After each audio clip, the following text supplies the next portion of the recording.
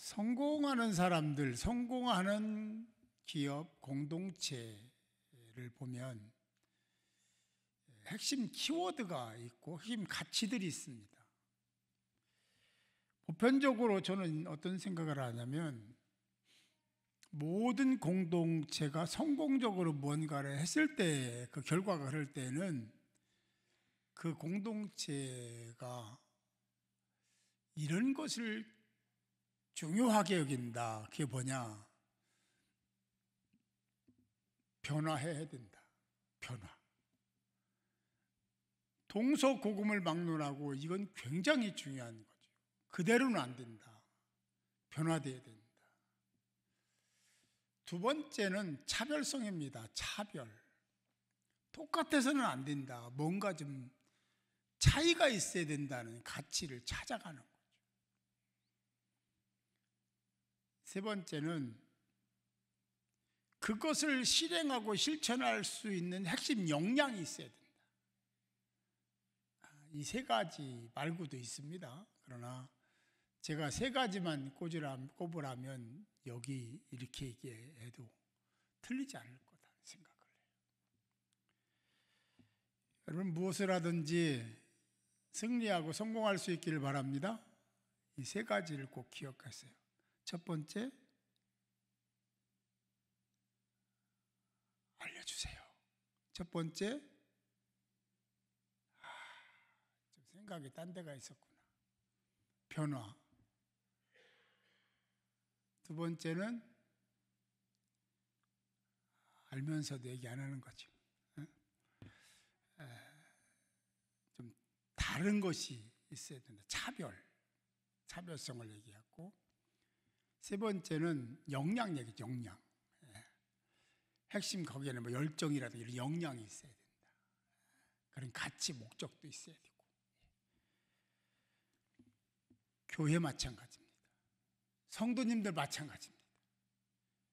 이 세 가지가 결여됐는데 성공했다는 케이스는요, 그냥 누구 말대로 어쩌다가,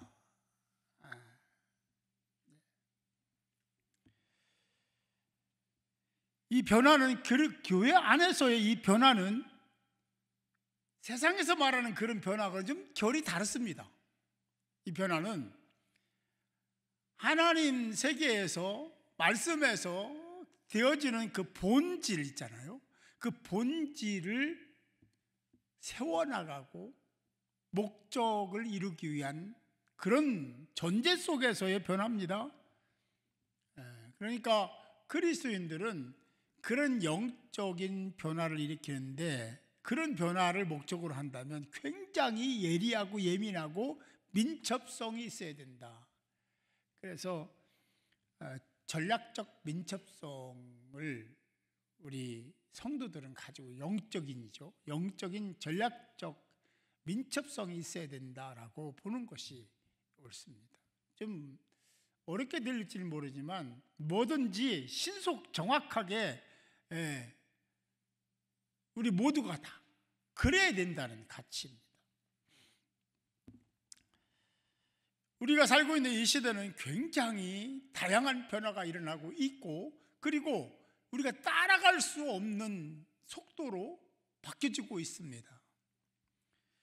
그 상황에 대처할 뿐만 아니라 그런 상황 속에서 또 복음을 전해야 되는 그런 사명이 있기 때문에 이런 전략적인 예리함과 예민함과 민첩성이 결여되면 따라가지 못한다.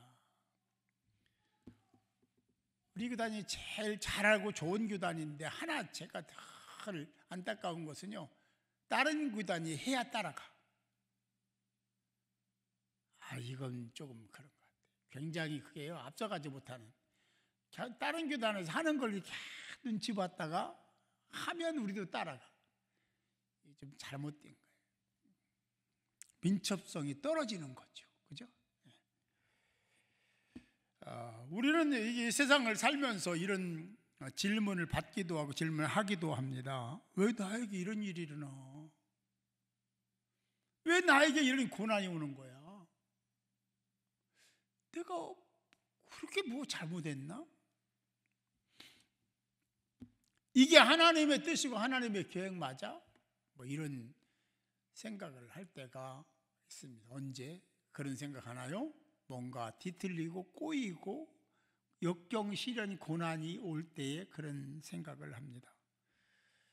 그것도 갑작스럽게 어떤 뜻하지 않은 일들이 발생했을 때 너무 당황스럽고 고통스럽고, 근데 그 고난과 역경이 그냥 더 길어지고 깊어지면 여지없이 불평이 튀어져 나오고, 그리고 하나님까지도 의심하는, 이거 하나님이 하신 거예요?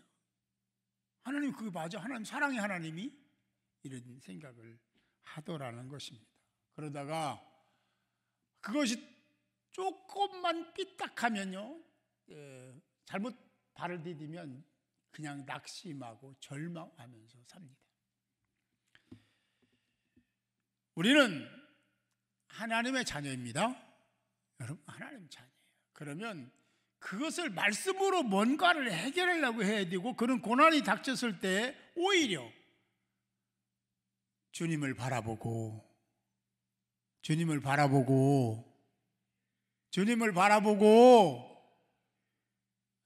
그래야 되지 않겠습니까? 하나님을 더 신뢰하는 자가 되어야 되죠. 세상적인 것은 다 믿고요, 아닌 것도 믿어요. 막 믿어요. 믿으려고 그래. 근데 교회 말씀은요, 믿으라고 해도 안 믿으려고 그래. 아니, 그리스도인들이 그런다는 거예요. 믿으라고도 안 했어. 근데 들으면 막 그게 사실이라는 거야. 여러분, 세상에 있는 일이 사실 없습니다. 진리는 없다는 거야. 진리 아닙니다. 그냥 형편, 상황, 그런 것 때문에 그러는 거지 그 진리 아니에요. 그런 성경은 전부 진리입니다. 근데 성경을 안 믿고 세상 사람들이 말하는 건 다 믿어요? 신앙인들이 그러면 안 되잖아요.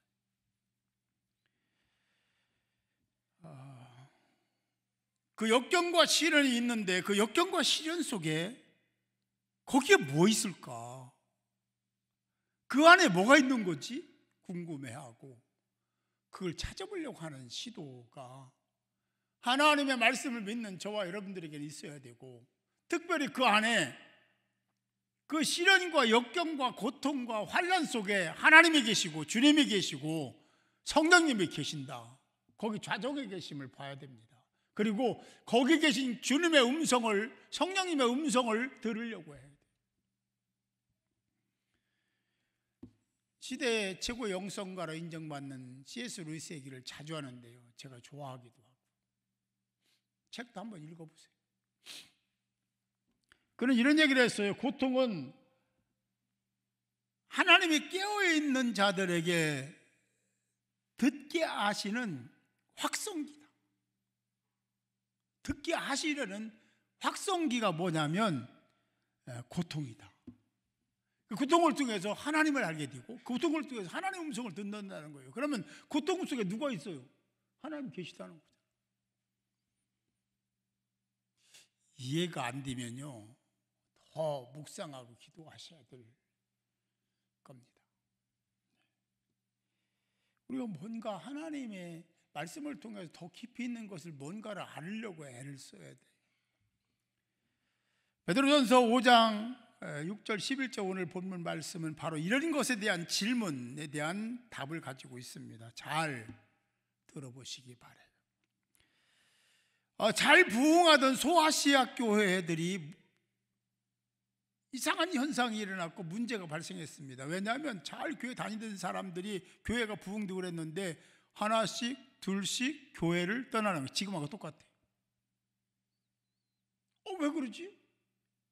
근데 그때 당시에 크게 보면 두 가지로 볼 수 있는, 하나는요, 기존에 있는 사람들이 자기들끼리만 옳다고 다른 사람을 배척하기 시작하고, 또 기존에 있던 종교인들이 신흥 종교인 기독교 그리스도인들을 자꾸 핍박하고 멸시하고 조롱하는 일이 있었어요. 그러니까 사회생활하기가 쉽지 않죠. 지금도 마찬가지. 너 예수 믿냐? 저리 가. 너 술도 안 마셔? 저리 가. 지금 이런 세상입니다. 거기다가 거대한 로마가 기독교를 얼마나 집요하게 핍박했는지를 여러분 잘 아시잖아요.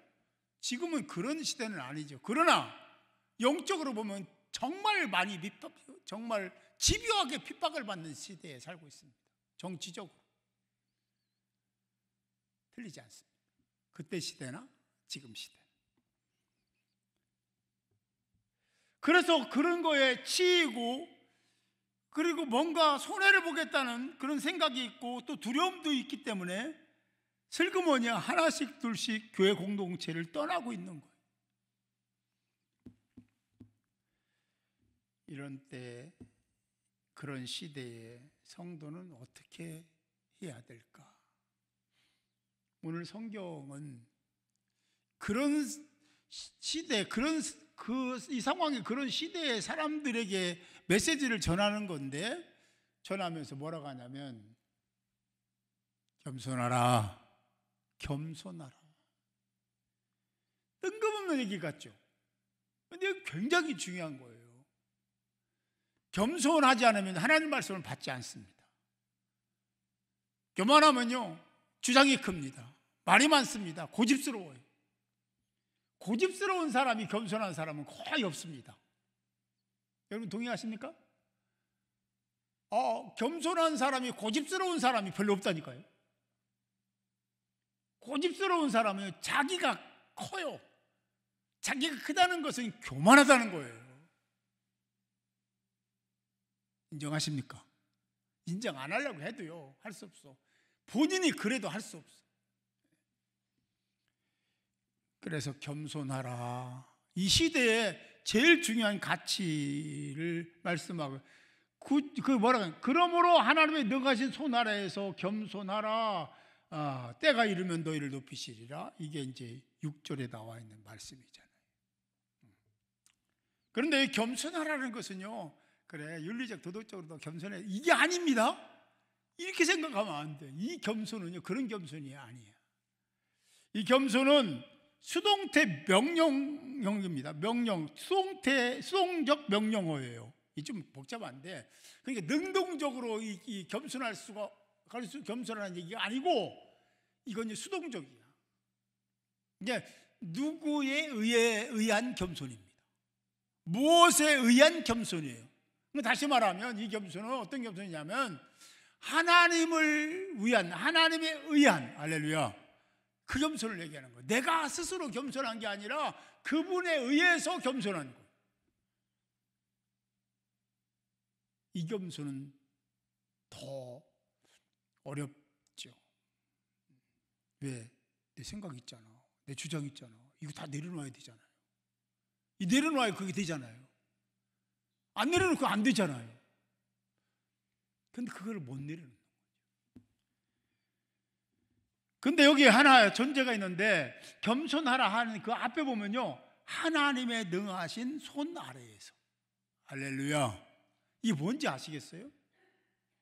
하나님의 능하신 손 아래에서 겸손하라. 하나님의 능력, 하나님이 누구요? 전지전능하신 분이죠?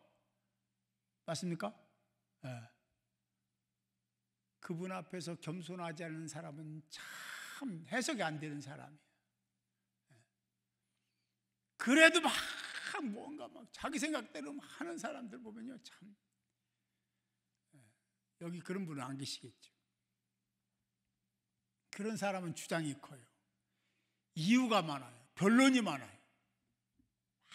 변론 막 자기 막 얘기할 게 많아. 그 다 이해가 해요. 저도 사회생활을 해봤던 사람이 다 알잖아요. 그게 아닌데 자꾸만 그렇게 하더라. 그래요. 이 수동적 명령형으로 말씀하신 겸손하라는 것은 선택의 여지가 별로 없는 거예요. 능동은요, 자기가 선택하는 거니까, 능동적으로 하는 거니까 선택의 여지가 좀 있어요. 그러나 이건요, 하나님에 의해서 되는 거기 때문에, 해야 되기 때문에 이건요, 더 강압이라는 것이 더 많이 내재되어 있는 거예요. 꼭 해야 돼? 반드시 해야 돼? 이 겸손이 이루어야 돼? 이 명령. 할렐루야. 할렐루야. 겸손하시기 바랍니다. 제발 겸손하세요. 이 겸손을 가지고 있어야 된다. 이게 하나님의 의도하신 과정입니다. 이게 이런 프로세스를 만들 때 하나님의 의도하신 게 여기 내재되어 있는 거예요. 이 속에, 이 과정 속에. 거기에 중요한 명령인데 이 명령은 겸손하라. 할렐루야. 예. 잠언에 보면 잠언 22장 4절에 보면 겸손과 여호와를 경외함의 보상이 있는데 그 보상은 재물과 영광과 생명이니라. 할렐루야. 이 대단하잖아요. 이 겸손 하나 우리가 실행하고 실천하면 이게 된다니까. 이게 하나님 약속은 거룩한 약속이죠. 신실하신 분이니까 거짓이 없어. 우리는 거짓이 있어. 그리고 잊어버리고 안 하고 못 하고. 그러니까 하나님은 그게 없어요. 그냥 온전하시고 완벽하신 하나님이 뭐라고 했냐면 재물과, 할렐루야, 제일 좋아하는 거죠. 여러분 제일 좋아하는 거 아닌가? 그러기 않기를 바라요. 하여튼 재물과 영광과 그리고 생명까지도 보장하겠다라고 약속하고 계시는 거야. 어떻게 하면? 겸손하면. 할렐루야. 잠언 15장 33, 여러분 잘 아시는 겸손은 존귀의 앞잡이다. 겸손 아니고는 존귀할 수가 없어. 인정받을 수가 없어. 이 교만한 사람 누가 인정합니까? 자기 생각대로 말을 잘하는 사람 있잖아요. 자기 생각대로 그냥 툭툭. 교만한 사람. 자기는 아니라고 할지 모르지만 교만입니다. 교만 때문에 나온 언어예요. 행위예요. 그거 고쳐야 돼. 자기 생각대로 하는 게 그게 옳은 것이 아닙니다. 진짜 옳은 것은 하나님의 생각대로 말하고, 할렐루야, 하나님이 말씀하신 대로 행하고 성령이 말하게 하심을 따라 말하는 사람이, 그런 사람이 겸손한 사람이죠. 동의하시면 크게 아멘 합시다. 그래요. 그러니 겸손해서 겸손을 행함으로 하나님이 약속하신 그때를 기다리는 것이 지혜자의 모습이 아닐까 싶습니다. 이 당시 다시 돌아가서 이 당시의 상황을, 교회 상황을 보면 핍박이 심해. 그래서 사람들이 자꾸 하나씩씩 떠나. 그런 자들에게 뭘 얘기했냐면 8절에 보면 근신하라, 깨어라. 할렐루야. 아까 9절에 겸손하라고 했잖아요. 여기는 근신해라, 깨어라 라고 말씀을 합니다. 이것은 일반적으로 여러분들이 뭔가 다 이제 짐작했을 텐데, 기도해라. 할렐루야. 기도하지 않고 성령의 도우심을 받을 방법이 없습니다. 기도 안 하고 악한 마귀를 대적해서 이길 수 있는 방법이 있으면 저 좀 알려주세요. 저 알려주세요. 저도 그렇게 하게. 없습니다. 제가 생각하는, 제가 지금까지 신앙생활 해오고 목회해오고 뭐 이렇게 저렇게 해온 모든 과정을 통해 통틀어서 볼 때도 없습니다. 근데 있는 것처럼 착각하고 있는 것처럼 말하는 사람들이 많다라는 것이 아파요. 없습니다. 그리고 길을 찾아야 되는데 있다고 생각하고 있으니까 진짜 참 길인 이 길을 겸손하라, 근시하라, 깨어있어라 뭐 이런 얘기는 기뚱으로 듣는 거예요. 왜? 다른 방법이 있다고 생각하니까. 이게 굉장히 중요하지 않아. 다른 길 있잖아. 다른 방법 있잖아. 없습니다.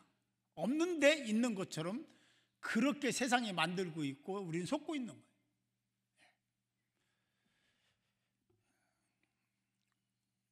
이 말의 의미를 다시 해석하면 더 적극적으로 하나님을 신뢰하고 의존하라.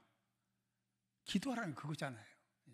거기에 의도하신 게 있다. 그냥도 아니야. 의도하신 뭐가 있어. 그러니 그렇게 해라. 그런 얘기입니다. 그래도 안 하면 어떡하겠어.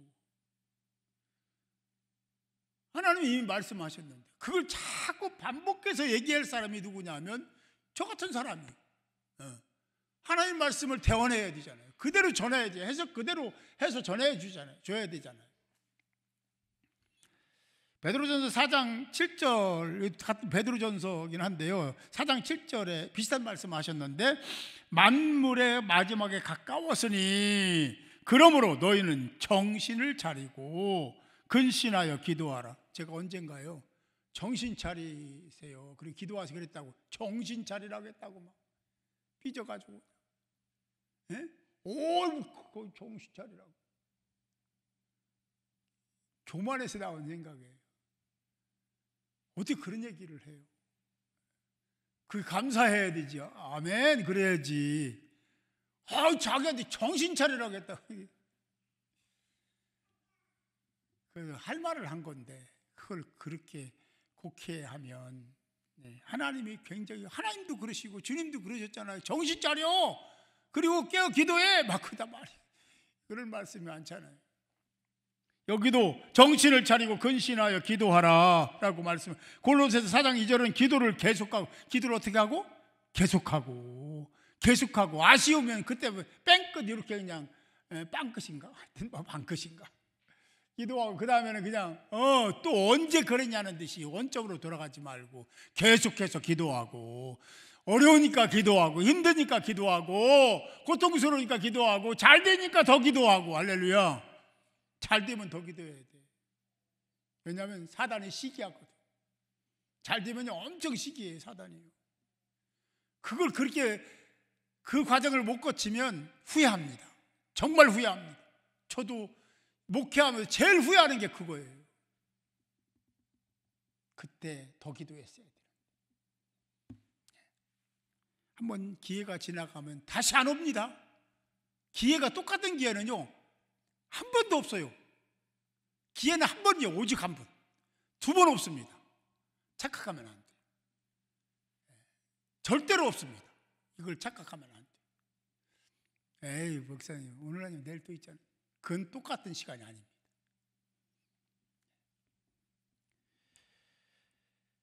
계속 기도하고 기도에 감사함으로 깨어있으라. 뭐 기도했는데 아직도 이제 기도했는데 뭘 감사할 게 뭐 있어요. 그런데 하나님은요 시공이 없습니다. 과거 현재 미래가 다 통이에요. 통. 하나에 그냥 우리는 과거 있고 현재 있고 미래 있고, 우리도요 나중에 죽으면 시공을 초월합니다. 이제 하나님 말씀은요, 이 말씀 있잖아요, 이미 이루어진 겁니다. 동의하시면 아멘. 그 믿음으로 받아들여야 돼요. 이미 이루어진 겁니다. 하나님은 거짓이 없어요. 현재 미래 과거가 없는 분이 얘기하신 건요 처음과 마지막이 되신 분이 얘기한 거잖아요. 그분 그렇게 말씀하시네.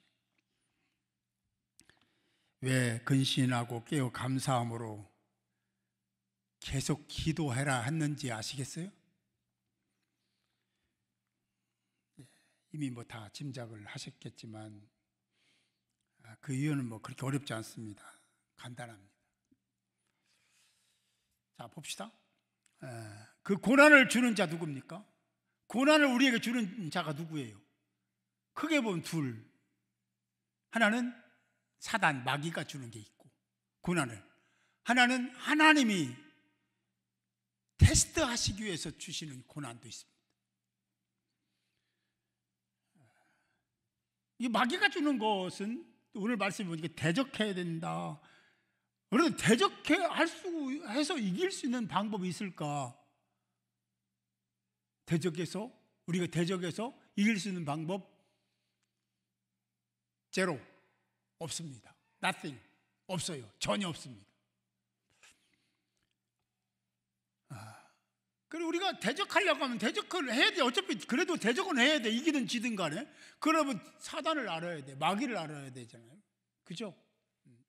그 마귀는 그 원어를 보면요, 비방하는 자, 고발하는 자, 이간하는 자, 죄짓게 하는 존재.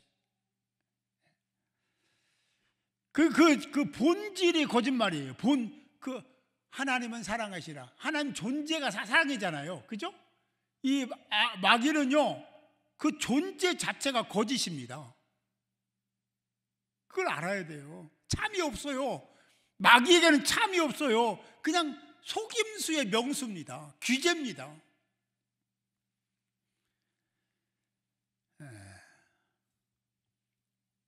어떻게 해서든지 마귀는 하나님을 멀리 하게 하기 위한 목적이 있어요.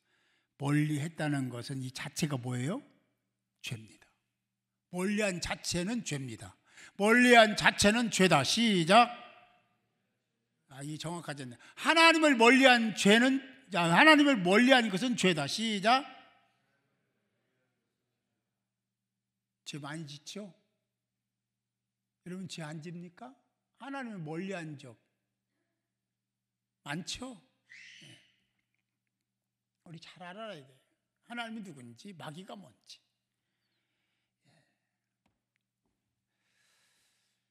그러나 하나님은 우리 인생을 죄로부터 자유함을 주고 해방시키기 위한 목적을 가지고 계시다 하는 것이 그렇게 고맙고 감사할 수가 없는 거예요. 그러니 감사 안 하고 어떻게 삽니까?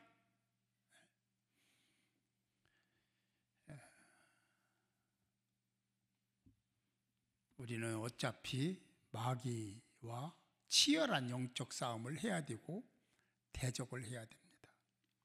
9절 다시 읽어볼까요? 9절입니다. 시작. 너희는 믿음을 굳건히 하여 그를 대적하라.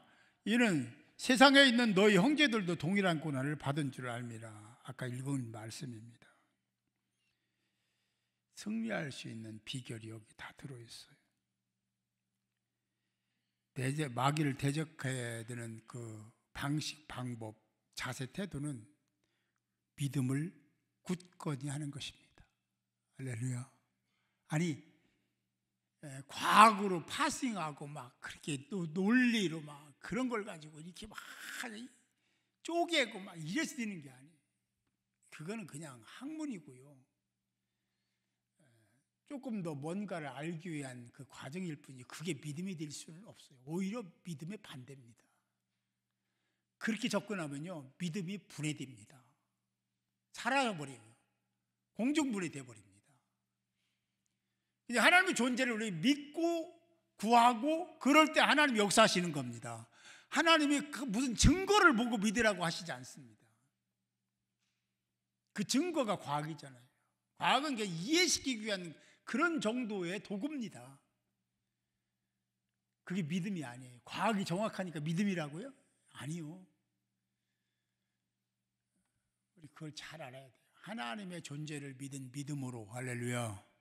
할렐루야. 그래야 돼요. 그 믿음으로. 그 믿음으로 굳건히 해야만 사단, 마귀를 대적할. 그러니까 그 믿음을 가지고 대적하라 그러는 거야. 이해되셨습니까? 잘 알아야 돼.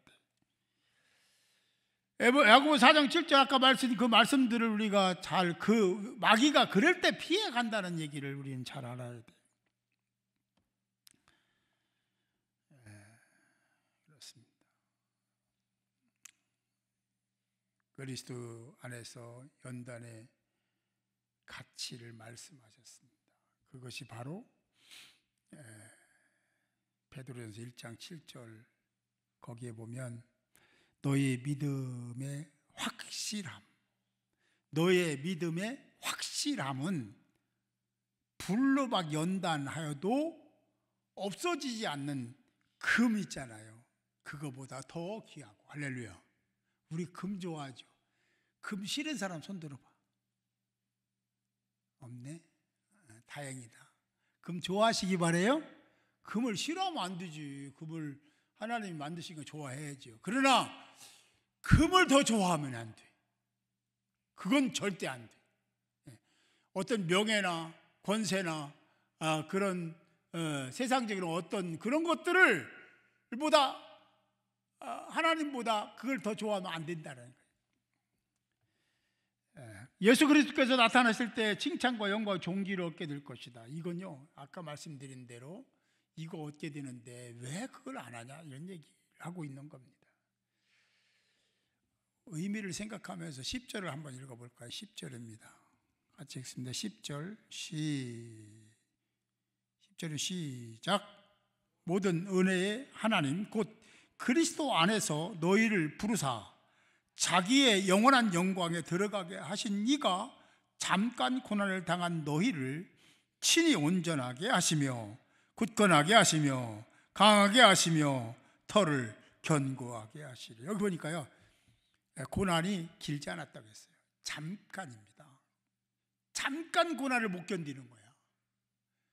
우리에게 긴 고난을 하나님이, 우리는 길다고 생각할지 모르죠. 하나님은요, 잠깐, 왜냐하면 그 뒤에 주어질 거에 비하면 잠깐이야. 근데 그거를 잘 이해하지 못하는 사람들은 견디지 못하죠. 이기려고 하지도 않습니다. 고난은 의도된 목적이 있다. 하나님의 의도된 목적이 있다. 그게 뭐냐? 고난이다. 역경, 시련, 환난은 의도하신, 하나님의 의도하신 목적이 그 안에 있다. 어디에? 고난 속에, 역경 속에, 시련 속에, 환난 속에 있다. 찾으시기 바랍니다. 그걸 발견하시기 바랍니다. 그거 못 발견하면 여전히 그 자리에 있을 겁니다. 발견한 사람은요, 다를 겁니다. 말하는 것도 다르고, 표정도 다르고, 가치도 다르고, 믿음 정도도 많이 다를 겁니다. 우리가요, 이 직분이 믿음을 결정해 주는 게 아닙니다. 착각하면 안 돼요. 아무런 직분이 없어도요, 믿음이 강한 사람도 있습니다. 절대적인 믿음을 갖고 있는 사람도 있죠.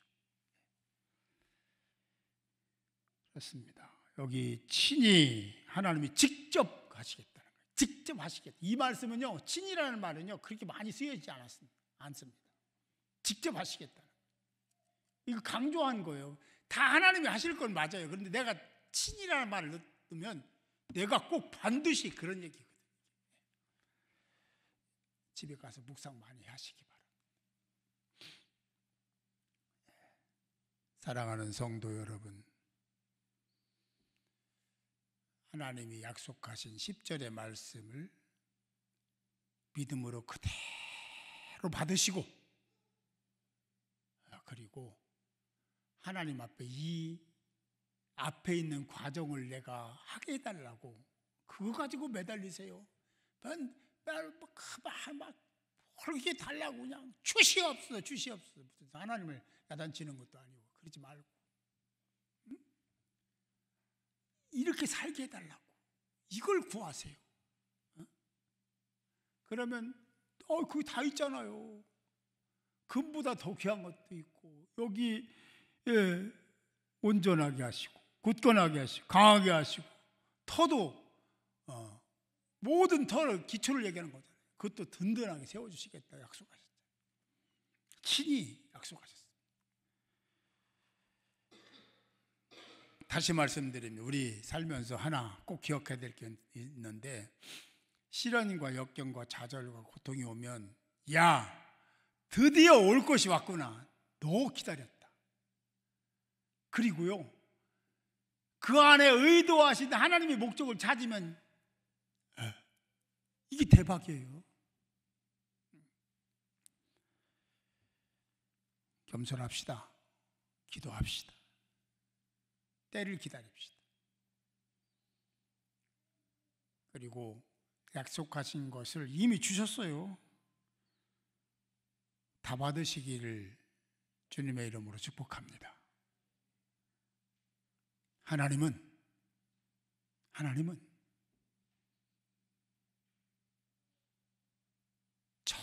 절대로